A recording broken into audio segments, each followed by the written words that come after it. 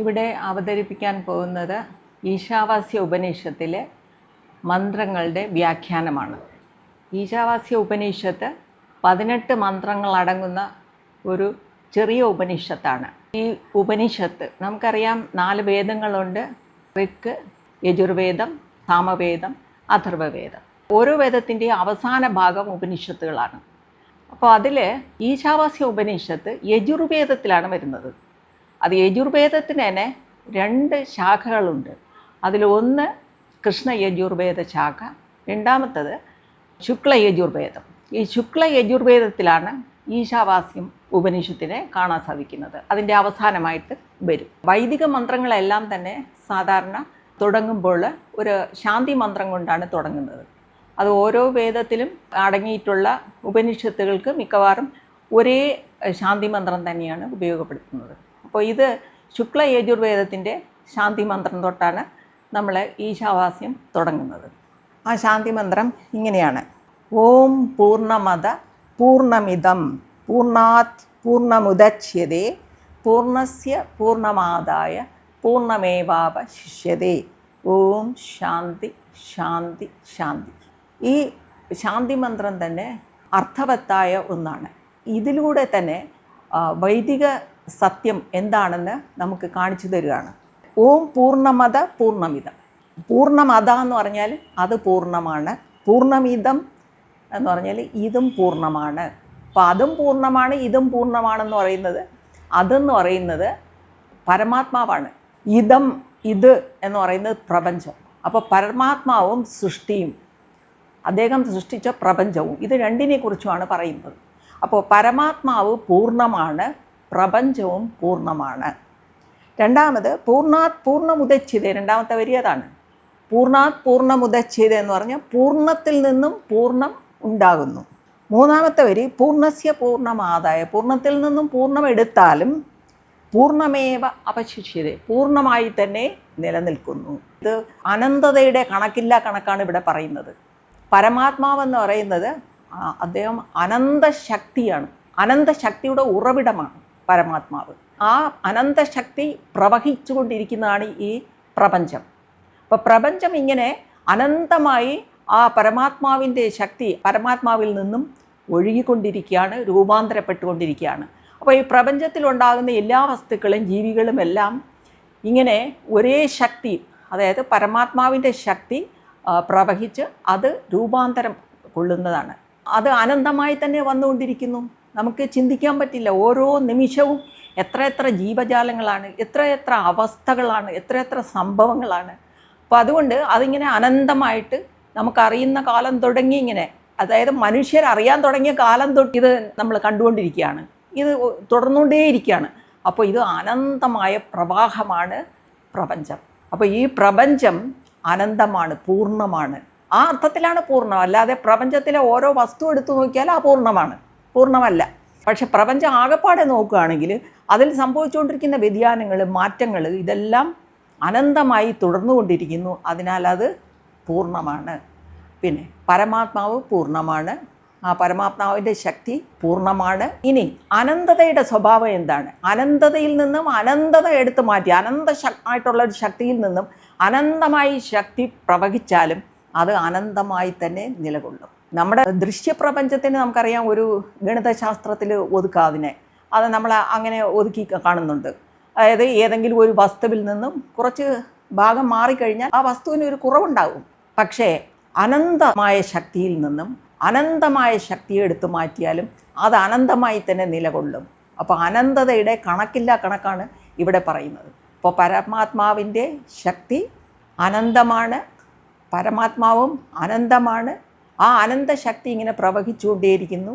അനന്തമായ വസ്തുക്കളും ജീവികളും അനന്തമായി ഇങ്ങനെ പ്രവഹിച്ചുകൊണ്ടേ രൂപാന്തരം, അതായത് അനന്തമായി രൂപാന്തരം പ്രാപിച്ചുകൊണ്ടേയിരിക്കുന്നു.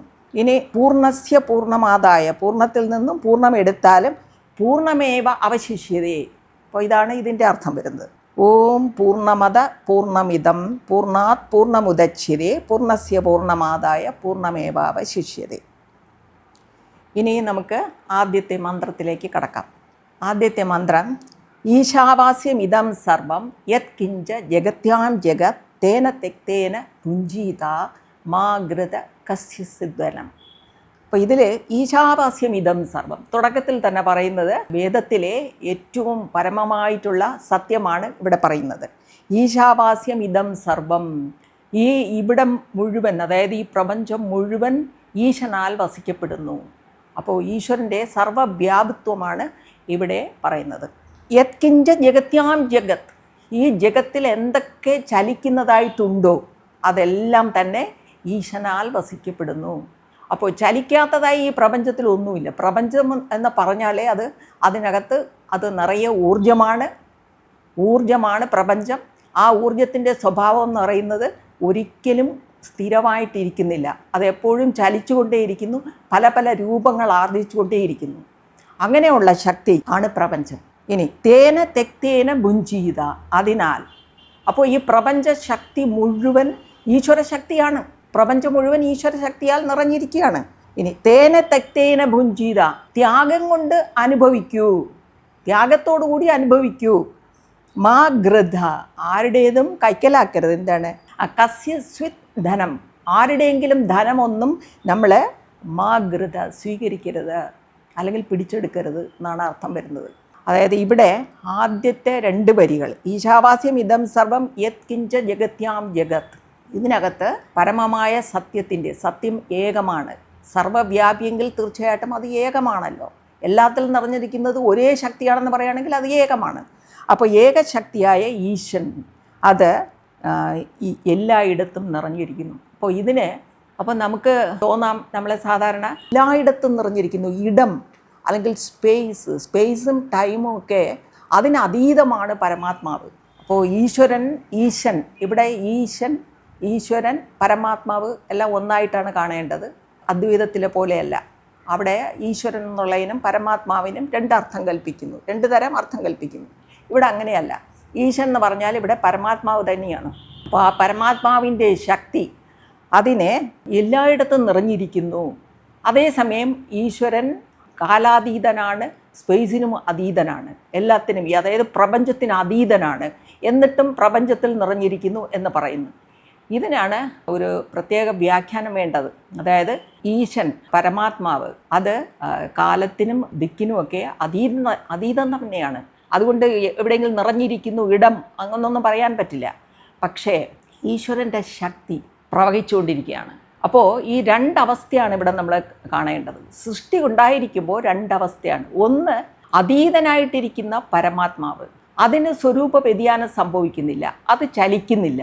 പക്ഷേ അതിൻ്റെ ശക്തി പുറമേ ഫ്ലോ ചെയ്യുകയാണ്. ഫ്ലോ ചെയ്യുക എന്ന് പറഞ്ഞാൽ അതിങ്ങനെ പ്രവഹിച്ചുകൊണ്ടിരുന്ന് വസ്തുക്കളായി രൂപാന്തരം പ്രാപിച്ചുകൊണ്ടേയിരിക്കുകയാണ്. അപ്പോൾ ആ ശക്തിയാണ്, ഈശ്വര ശക്തിയാണ് എല്ലായിടത്തും നിറഞ്ഞിരിക്കുന്നത്. അപ്പോൾ ആ ശക്തി പ്രവഹിക്കാൻ തുടങ്ങുമ്പോൾ കാലവും ദിക്കും എല്ലാം ഉണ്ടാകുന്നു. ആ കാലത്തിലും ദിക്കിലും എല്ലാം എല്ലാ ശക്തികളുടെ രൂപാന്തരമായിട്ട് ഈ ശക്തിയാണ്, ഏകശക്തിയാണ് ഇങ്ങനെ ഇരിക്കുന്നത്. അപ്പോൾ അതുകൊണ്ട് നമ്മൾ ഇങ്ങനെ 2, അതായത് ഇവിടെ ദ്വൈതമാണ് പറയുന്നത്. ദ്വൈതം എന്ന് പറഞ്ഞാൽ അൾട്ടിമേറ്റ്ലി ദ്വൈതമൊന്നുമില്ല, ഏകം തന്നെയാണ്.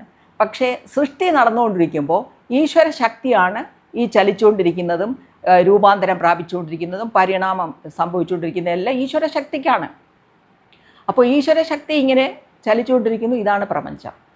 അപ്പോൾ ഈശ്വര ശക്തി എന്ന് പറയുന്നതും നശിക്കാത്തതാണ്. പ്രപഞ്ചം പ്രളയത്തിൽ തിരികെ പോകുന്നത് പരമാത്മാവിലേക്കാണ്. അപ്പോൾ ഈ ശക്തി പരമാത്മാവിലേക്കാണ് തിരികെ പോകുന്നത്. അതിന് നാശമല്ല ഉണ്ടാകുന്നത്, അതിന് ലയമാണ് ഉണ്ടാകുന്നത്. അപ്പോൾ അതുകൊണ്ട് ഈശ്വര ശക്തിയാണ് സർവ്വവ്യാപിയായിരിക്കുന്നത്. ഈശ്വരൻ അല്ലെങ്കിൽ പരമാത്മാവ് അതിനെ സർവ്വവ്യാപിയെന്നോ അങ്ങനെയൊന്നും ഏകം എന്ന് പോലും പറയാൻ പറ്റില്ലെന്നാണ് അദ്വൈതത്തിലെ പ്രമാണം. അപ്പോൾ ഇതുകൊണ്ട് നമ്മൾ ഈ 2 കാര്യങ്ങൾ മനസ്സിലാക്കണം. ഒന്ന്, ചലിക്കാതിരിക്കുന്ന, നിശ്ചലമായിട്ടിരിക്കുന്ന, സ്വരൂപ വ്യതിയാനമില്ല, യാതൊരു പരിണാമവും സംഭവിക്കാത്ത അതീതമായിട്ടുള്ള സത്യം. 2 പറയുന്നത് അതിൽ നിന്നും അനന്തമായ ശക്തിപ്രവാഹം ഉണ്ടാകുന്നു, അതാണ് ഈ പ്രപഞ്ചമായിട്ട് നിലകൊള്ളുന്നത്. അവിടെ ചലനമാണ്, ചലനമല്ലാതെ ഈ പ്രപഞ്ചം മുഴുവൻ ചലിക്കുന്നു. പ്രപഞ്ചത്തിലുള്ള വസ്തുക്കളും എല്ലാം ചലിക്കുകയാണ്. നമ്മൾ വിചാരിക്കും പലതും സ്ഥിരാവസ്ഥയിലാണ് ഇരിക്കുന്നതെന്ന്. അങ്ങനെയല്ല. ഓരോന്നിലും ഓരോന്നും ഊർജം കൊണ്ടാണ് ഉണ്ടാക്കിയിരിക്കുന്നത്. എല്ലാ വസ്തുക്കളും ഊർജം കൊണ്ടാണ് ഉണ്ടാക്കിയിരിക്കുന്നത്. അപ്പോൾ ആ ഊർജത്തിൻ്റെ സ്വഭാവം എന്താണ്? ചലിച്ചുകൊണ്ടേയിരിക്കുക, വ്യതിയാനം സംഭവിച്ചുകൊണ്ടേയിരിക്കുക. അതുകൊണ്ടാണ് എല്ലാത്തിനും ഇവിടെ മാറ്റം സംഭവിച്ചുകൊണ്ടിരിക്കുന്നത്. അപ്പോൾ അതുകൊണ്ട് യത് കിഞ്ച ജഗത്യാം ജഗത്, ഇവിടെ ഏതൊക്കെ ഉണ്ടോ ചലിച്ചുകൊണ്ടിരിക്കുന്നത്, അപ്പോൾ അത് പ്രപഞ്ചം മുഴുവൻ ചലിച്ചുകൊണ്ടിരിക്കുകയാണ്. അപ്പോൾ ആ പ്രപഞ്ചം മുഴുവൻ ഈശാവാസ്യം, ഈശനാൽ വസിക്കപ്പെടുന്നു. ഇനി തേന തെക്തേന ഭുഞ്ചിത, അതുകൊണ്ട് ത്യജിച്ചുകൊണ്ട് അനുഭവിക്കുക. ഇവിടെയും ഒരു പ്രശ്നമുണ്ട്. ത്യജിച്ചുകൊണ്ട് എങ്ങനെയാണ് അനുഭവിക്കുക? ത്യാഗം എന്ന് പറയുന്നത് വേണ്ടെന്ന് വയ്ക്കുകയാണ്. അപ്പോൾ പിന്നെ എങ്ങനെ അനുഭവിക്കും? അപ്പോൾ അവിടെ അർത്ഥമാക്കേണ്ടത് ആദ്യത്തേത് നമ്മൾ മനസ്സിലാക്കണം. ആദ്യത്തെ വരിയിൽ പറയുന്നത് എല്ലാം ഈശാവാസ്യമാണ്, എല്ലാം ഈശനാൽ വസിക്കപ്പെടുന്നതാണ്. അങ്ങനെയാണെങ്കിൽ എനിക്ക് എൻ്റേത് എന്ന് ഒരാൾക്കും അവകാശപ്പെടാൻ ഇവിടെ ഒന്നും ഇല്ല. എല്ലാം ഈശ്വര ശക്തിയാൽ നിർമ്മിതമാണ്. നമുക്ക് സ്വന്തമായിട്ട് ഒന്നുമില്ല. പക്ഷെ നമ്മൾ ഓരോരുത്തരും, ഓരോ വ്യക്തിയും എൻ്റേത്, ഞാൻ എന്നുള്ള ഭാവവും വിചാരവും നമുക്കെല്ലാവർക്കും ഉണ്ട്. അപ്പോൾ അതിനെക്കുറിച്ചാണ് ഇവിടെ പറയുന്നത്. തെക്തേന ഭുഞ്ചിത, അപ്പോൾ ആ ഭാവം, ആ വിചാരം ഉപേക്ഷിച്ചു കൊണ്ട് അനുഭവിക്കുക എന്നാണ് പറയുന്നത്. അതായത് ആർക്കും ഒന്നും സ്വന്തമല്ല, ഇതെല്ലാം ഈശ്വരൻ്റേതാണ് എന്ന ആ വിചാരം, അതാണ് സത്യം. എൻ്റേത് ഞാൻ എന്ന് വിചാരിക്കുന്നത് മിഥ്യയാണെന്നാണ് ഇവിടെ പറയുന്നത്. അപ്പോൾ ആ മിഥ്യാബോധം ഉപേക്ഷിച്ചുകൊണ്ട് ഈശ്വരന് സമർപ്പിച്ചുകൊണ്ട് ജീവിക്കുക. ജീവിതം നയിക്കേണ്ടത് ഈശ്വരനെ സമർപ്പിച്ചുകൊണ്ട്, അല്ലെങ്കിൽ ഈശ്വരൻ എന്താണെന്ന് നമ്മൾ എന്താണെന്നും അറിഞ്ഞുകൊണ്ട് സമർപ്പണ ബോധത്തോടുകൂടി ജീവിക്കണം എന്നാണ്. അതിനകത്ത് അഭാവ വ്യത്യാസം ഉണ്ടാവും, ത്യാഗ മനോഭാവം ഉണ്ടാവും, കുറേ വിരക്തിയും ഉണ്ടാകും. ഇത് രണ്ടും ഉണ്ടെങ്കിൽ ആത്മനിയന്ത്രണം വളരെ എളുപ്പമാണ്. അതുകൊണ്ടാണ് ഇവിടെ പറയുന്നത് മാഗ്രത, ആരിൽ നിന്നും ഒന്നും സ്വീകരിക്കേണ്ട എന്ന് വെച്ചാൽ മറ്റുള്ളവരുടേതൊന്നും നമ്മൾ ആഗ്രഹിക്കാൻ പോകരുത്. ആരുടെയും ധനം ആഗ്രഹിക്കരുത്. അപ്പോൾ മറ്റാരുടെയും ധനം ആഗ്രഹിക്കാതെ അവരവർക്ക് വിധിച്ചിട്ടുള്ളത്, അല്ലെങ്കിൽ അവരവരുടെ വിഹിതം അനുഭവിക്കുക. നമ്മൾ കർമ്മം കൊണ്ട് തന്നെയാണ് നേടുന്നത്. ഈ ജന്മത്തിൽ അല്ലെങ്കിൽ പൂർവ്വജന്മത്തിലുള്ള കർമ്മങ്ങൾ കൊണ്ട് നമ്മൾ തന്നെയാണ് ഓരോന്നും നേടുന്നത്. അപ്പോൾ ആ നേട്ടങ്ങൾ തന്നെയാണ്, അത് തന്നെയും നമുക്കറിയാം. ആ നേട്ടങ്ങളും എല്ലാം തന്നെ ഭഗവാന് സമർപ്പിക്കേണ്ടതാണ്. കാരണം നമ്മൾ തന്നെ ആ ഈശ്വര ശക്തിയുടെയും ഈശ്വരൻ്റെയും പ്രോഡക്റ്റ്സാണ്. അപ്പോൾ അതുകൊണ്ട് ആരുടെയും ധനം ഇച്ഛിക്കാതെ ത്യാഗ മനോഭാവത്തോടുകൂടി എൻ്റേത് ഞാൻ എന്നുള്ള സ്വാർത്ഥഭാവം ഉപേക്ഷിച്ചുകൊണ്ട് ജീവിക്കണം എന്ന് പറയുകയാണ്. ഭഗവത്ഗീതയിൽ നിഷ്കാമകർമ്മം ഇവിടെ സൂചിതമാണ്. അടുത്ത മന്ത്രത്തിൽ അത് നല്ല വ്യക്തമാണ്. നിഷ്കാമകർമ്മമാണ് ഉദ്ദേശിക്കുന്നതെന്ന് നല്ല വ്യക്തമാണ്. ആദ്യത്തെ മന്ത്രത്തിൽ തന്നെ ഒരു കാര്യം പ്രത്യേകം ശ്രദ്ധിക്കേണ്ടത്, ഇവിടെയാണ് നമ്മളെ സനാതന ധർമ്മം കാണുന്നത്. ആദ്യ വരിയിൽ ഇപ്പോൾ ഈശാവാസ്യം ഇതം സർവം യത്കിഞ്ച ജഗത്യാൻ ജഗത്ത്, അതിൽ സനാതനമായ സത്യത്തെക്കുറിച്ചാണ് പറയുന്നത്. ഒരിക്കലും നശിക്കാത്ത സനാതനമായ സത്യം എല്ലായിടത്തും നിറഞ്ഞിരിക്കുന്നത് അതിനെക്കുറിച്ചാണ് പറയുന്നത്, ആ സത്യത്തെക്കുറിച്ചാണ് പറയുന്നത്. പിന്നെ രണ്ടാമത് പറയുന്നത് എന്താണ്? ആ സത്യത്തെ അറിഞ്ഞുകൊണ്ട് അതിനനുസരണമായി ജീവിതം നയിക്കണം എന്നാണ്. അപ്പോൾ അതാണ് സനാതനധർമ്മം. സനാതന സത്യത്തിന് അനുസരണമായി ജീവിക്കുന്ന ആ രീതിയാണ് ധർമ്മം എന്ന് പറയുന്നത്. അതാണ് സനാതനധർമ്മം.